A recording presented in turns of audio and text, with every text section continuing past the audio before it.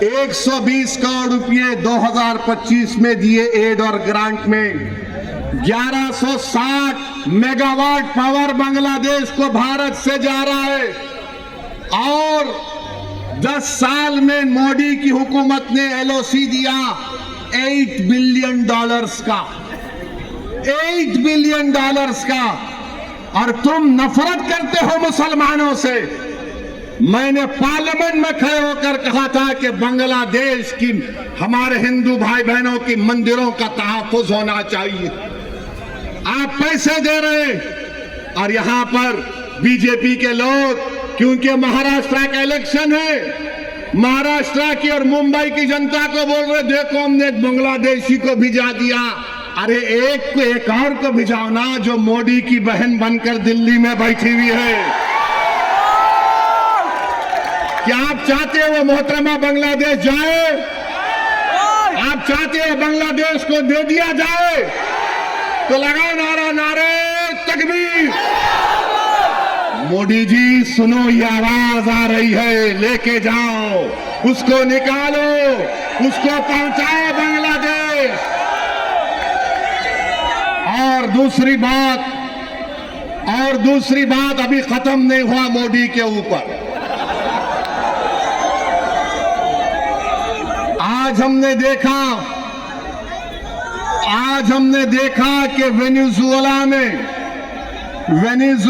में ट्रंप ने अपनी फौज को भिजाकर वहां के एक जमहूरी तौर पर मुंतखब शुदा सदर को एक मुल्क से, उसी के मुल्क से उठाकर अमेरिका लेकर चले गए।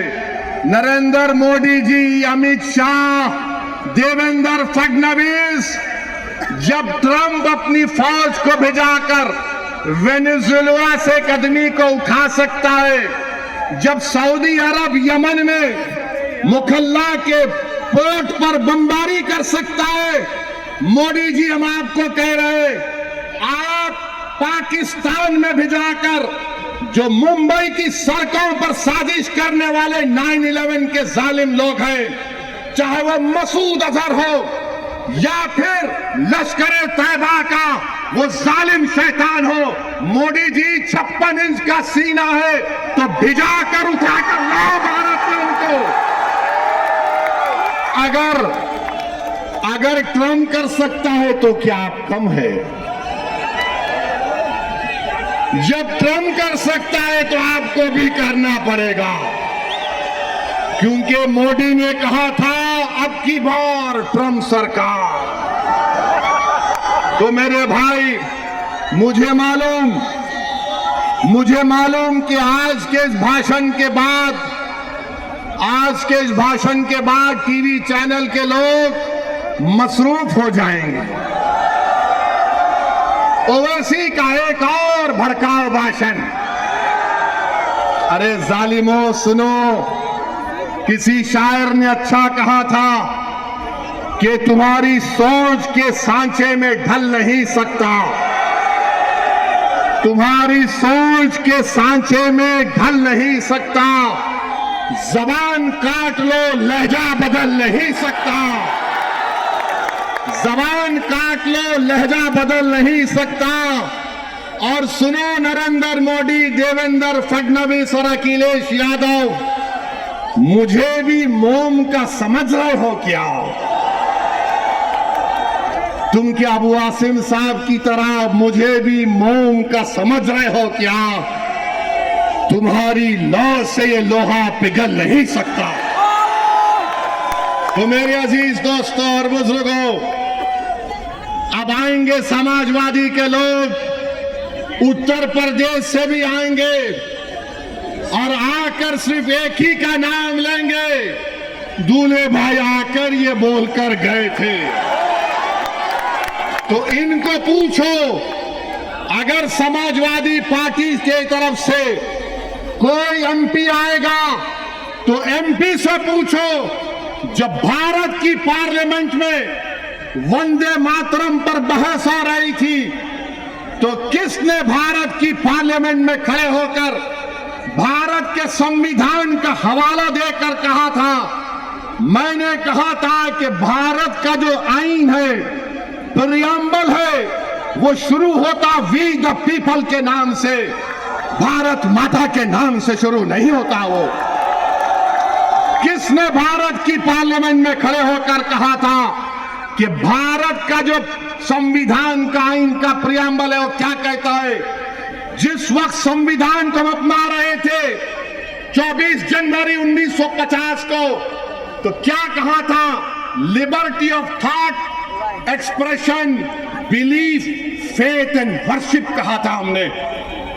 और ये समाजवादी पार्टी के जितने एमपी खड़े होकर कह रहे थे, मैंने खड़े होकर कहा हम इस मुल्क के लिए अपनी जानों को कुर्बान करते और करते रहेंगे। मगर हमने कहा कि हम सिर्फ अल्लाह की इबादत करने वाले हैं। हम अपनी मां से बेइंतहा मोहब्बत करते। मेरी मां खुदा नहीं है, मेरा खुदा वो है जो जमीन और आसमान का खालिक है। मेरी बात का यकीन मत करो, उठाकर सुन लो यूट्यूब पर जितने समाजवादी पार्टी के एमपी तकरीर किए। मैंने कहा था इय्याका नाबुदु व इय्याका नस्तईन। तुमने क्या कहा था बताओ? भारत का संविधान मुझे इस बात की इजाजत देता है। ये समाजवादी पार्टी ने उत्तर प्रदेश में और महाराष्ट्र में जितना बेड़ा गर्क किया है मुस्लिम अक़लियत का, जितना इसमें बराबर का हाथ कांग्रेस का, शिवसेना का, राष्ट्रवादी कांग्रेस का है, बीजेपी का है, उतना भी हिस्सा समाजवादी पार्टी का भी है। याद रखो आप, ये तमाम नहीं चाहते कि तुम्हारे दिल में जो तकलीफ है तुम्हारी जबान पर आ जाए। ये कभी नहीं चाहते कि तुम्हारे जो ख्वाब है उसको पूरा किया जाए। ये कभी नहीं चाहते कि तुमको साथ लाकर खड़ा किया जाए। ये कभी नहीं चाहते कि तुमको लीडर बनाया जाए। मजलिस का पैगाम ये है कि तुम साथ भी खड़े होगे, तुम आंख में आंख डालकर जमहूरी तरीके से अपनी लड़ाई को लड़ोगे। तो क्या आप मजलिस को वोट देंगे 15 तारीख को? 15 तारीख को पतंग के निशान पर बटन दबेगा तो लगाइए मेरे साथ नारा, नारे तकबीर, नारे तकबीर। अपने अपने सेल फोन की लाइट खोलकर